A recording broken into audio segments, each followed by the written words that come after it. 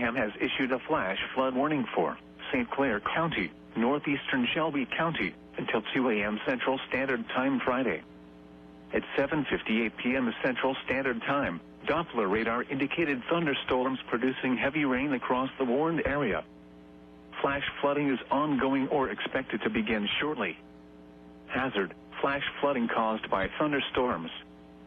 Source: radar.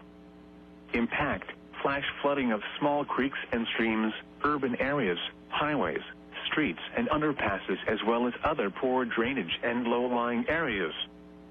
Some locations that will experience flash flooding include Hoover, Pelham, Pell City, Leeds, Moody, Chelsea, Rainbow City, Springville, Odenville, Lincoln, Margaret, Argo, Indian Springs Village, Asheville, Riverside, Vincent, Ragland, Harpersville, Westover, and Ohatchee. Turn around. Don't drown when encountering flooded roads. Most flood deaths occur in vehicles.